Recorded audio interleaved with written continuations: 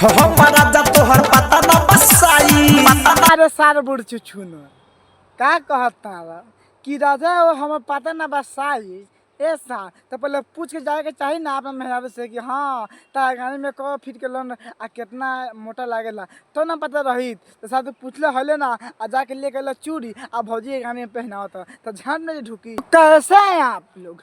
आज आप सभी का बीच में फिर से लेके आ गया हूँ और नहीं मिट्टू मलसल धंजय धड़कन। तो भाई लोग आज के वीडियो बहुत खास बा, ऐसे कहते हैं वीडियो के जड़ से के एंड तक देखा बहुत मजा आई।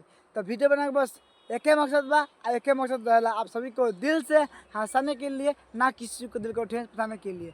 तो बिना कहने बकचोदी के आज की वीडियो स्टार्ट करते हैं, देखने के बाद में भूल जाए। देखो भैया भंसरी वाला, हम सब जानता नहीं कि कोनो काम नजायज तू ना करबा। मानता नहीं भौजी के हाथ में पहनावे खातिर लेके आल बा चूड़ी, लेकिन छोटा पड़ गल बा। तो कोनो बात ना, काम में नजायज होबे ना करी। अब तू कस के पहले भौजी के छिलेबे करी, तो कस के ना पहला आ जा फेर के दूसर लिया दिया। अगर ई नाम ना फेरी तो हटा के फोड़ फाड़ के नया के ला के दे दिया। भौजी खुश, तू खुश।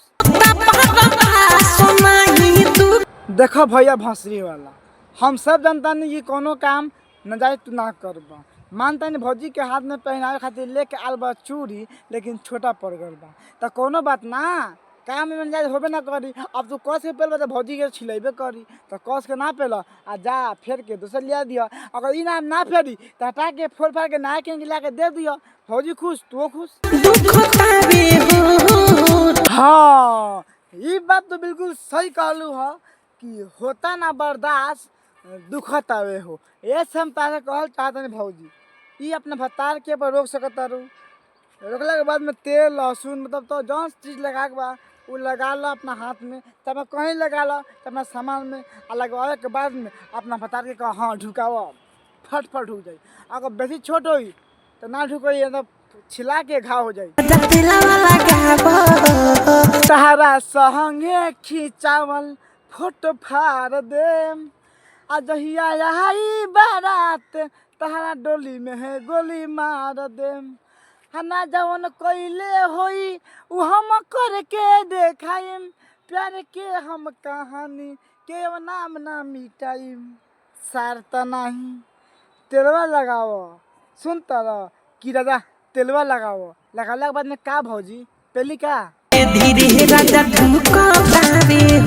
तारा बहनी का लहंगा उठा के चुमा लो, बहुत अच्छा।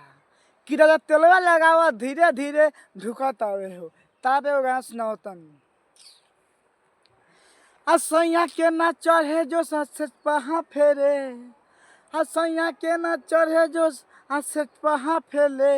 आ लागता भतार तोर मौगा बाटे रे, लागता मरद तोर मौगा बाटे रे। छटके छिपा किली जैसे कमर चाटे रे, आ छटके छिपा किली जैसे कमर चाटे रे। लागता भतार तोल लेते नहीं खेरे, लागता भतार तोल लेते नहीं खेरे। देखो भैया जी, अब तू तेल लगा के ढुकावो चाहे ऐसे ढुका दो, चाहे तू कुछ भी करो, हमरा कुछ ले देख नहीं खे देख देने से। लेकिन हम तो कहल चाहता नहीं कि इतना मेहनत करके वीडियो बनाता नहीं, मनो दे के वीडियो, बाबा यूट्यूब वाला बाबा के वीडियो देख के, मंगेश भैया के वीडियो देख के, टेक्निकल गुरुजी के वीडियो देख के, फिर टेक चैंपियन ना मतलब 5-6 आदमी के वीडियो देख देख के हमने मोटिवेशनल करके मतलब अपना दिमाग के कैसे भी करके वीडियो बनाता नहीं है। व्यू कुछ भी नहीं करता, लेकिन फिर भी हमने रेगुलर वीडियो बनाते हैं जैसे कि हाँ आज तबा हमने के। लेकिन जब हार मान गल बा ओकनी से हम कुछ नहीं कह सकते। लेकिन मनोज भैया और यूट्यूब वाला बाबा जी अपने अच्छा सा वीडियो बनाई, अच्छा मोटिवेशनल वीडियो बनाई कि हमने के देख के मन में और श्रद्धा जागे और हमने सबके कहीं कि यूट्यूब पावे खातिर तब मजा आई। ऐसे ही व्यू कम हो गल बा, हमने के वीडियो चलता ही नहीं के 5-10 व्यू आता, 5-10 व्यू में कुछ हो कुछ ना हो। भाई लोग तो नहीं कि हम साथ साथ बताता हूँ, अगर ये गाना सुनबा वीडियो में तो तुमको बताए कि हाँ भैया पहला पहली के बात करता, अपना सामान के आए जाए के बात करता। लेकिन अगर जगह के वीडियो देखता है ना तो वीडियो में पूरा साफ साफ दिखावता कि भैया भौजी के हाथ में चोरी घुसावता, लेकिन नहीं घुसत। तो भौजी कहे के मतलब है कि राजा जी पहले आई तेल लगाए या फिर घुसाई लहे लहे घुसता। हाँ तो तेल लगाया बच्चा हाथ में चूड़ी बिछलेला सही लहे लहे घुसते तो कौन बात ना भौजी।